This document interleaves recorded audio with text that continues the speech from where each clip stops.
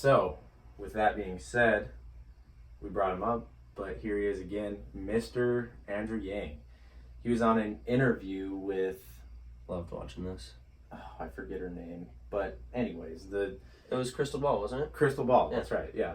He's on an interview with Krystal Ball, and she was asking him about his idea to not only decriminalize marijuana, but to legalize it at the national level. But he went a little further and said that he would actually decriminalize all drugs.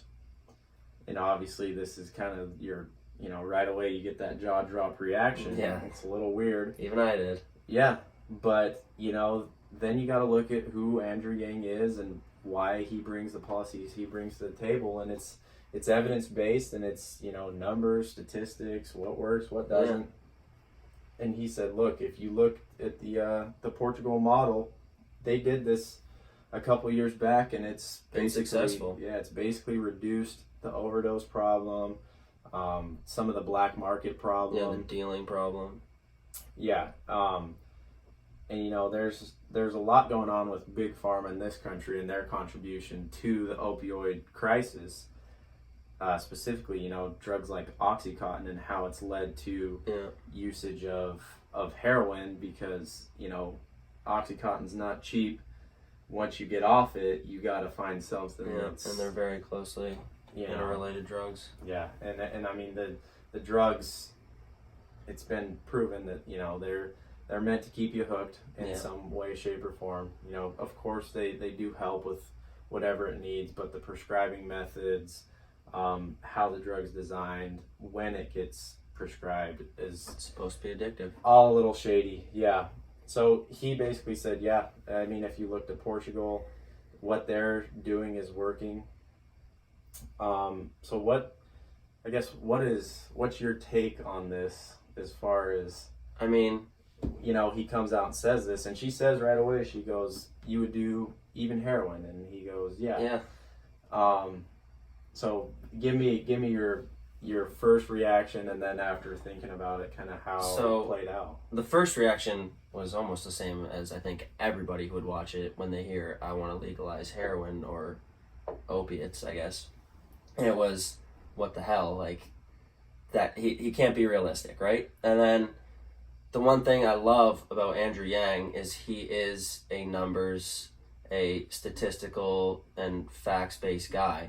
So as soon as he started bringing up the stats behind first the way we handle it and the issues we have with opiates and heroin in the country, and then the numbers behind Portugal's system and how it has been successful or has at least been a positive impact upon our system, my view definitely changed.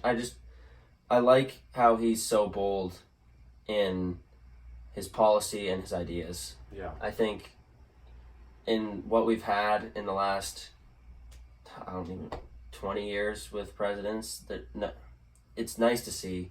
You want to see someone that thinks outside the box and doesn't think outside the box in a general governmental perspective, but also a societal perspective, and looking at the people in our country and the issues that they face and trying to make it better for them. So. Oh no, yeah, it's definitely refreshing, and the line he actually used that I really liked is, this is a medical issue, it's not a criminal issue. Yeah. And I couldn't agree more there. It is a medical issue. And it's not effective to just keep adding to incarceration over these things. No one's getting better from this. It's only taking away from your dollar. It's only loading these prisons up more. And it's just not effective. The system we have isn't working. The war on drugs didn't work.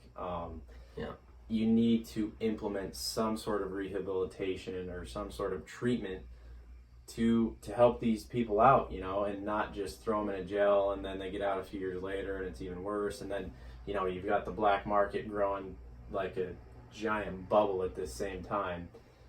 So it's refreshing to hear someone talk about something that doesn't get brought up a lot. The last couple years, you hear everyone talking about the opioid crisis and what do we do and blah, blah, blah.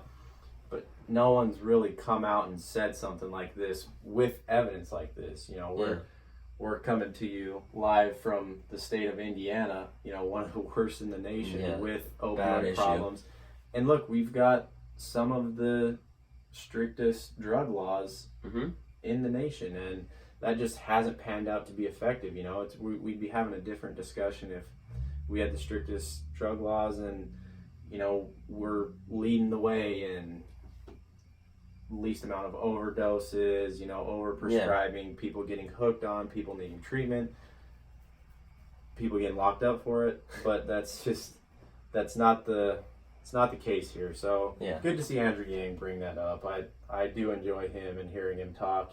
Me too. Whether or not you agree with everything he says or have enough information to kind of decide on the things he's saying, it's refreshing. It is. He's a normal dude. He knows how to connect with people, and it's why a guy like him has made it so far in this race and is still a relevant candidate. And even to go back to that, I definitely wanted to say this. The one point that I liked that he brought up in this interview was that he said it's not about the people taking the drugs, it's about the people giving it to them. So when a bunch of states first legalized recreational use for marijuana, and Canada has done it federally, the goal was to get drug dealers out of that system. They thought the best way to do it was not to just keep cracking down, because the people taking it weren't the issue, it was the people getting it to them. So if you make the government a correct and non-corrupt government, the dealers of this, you can regulate it, you can prescribe it in certain doses, and you can have it not be cut poorly or incorrectly. And I think that's the right idea behind it, because like we said before, these are addictive drug. The goal of them is to be addictive, and the people taking them are getting them from somewhere, and they don't know. The person giving it to them is just looking for money. The dealers are just looking for money. So when you look at it that way, if you can give them the right dosage and you can regulate it and control it, then you can essentially try and stop making it an epidemic and problem, because you're controlling the system. You're not allowing other people to control how the people they give it to intake it. 100%. And I can almost guarantee we'll touch on that topic more in upcoming podcasts, because I don't think the way we've handled it is right at all, and there's a lot of systems that have kind of proven much better alternatives to what we've done. But going off of Andrew Yang, let's turn to some presidential talk. Our last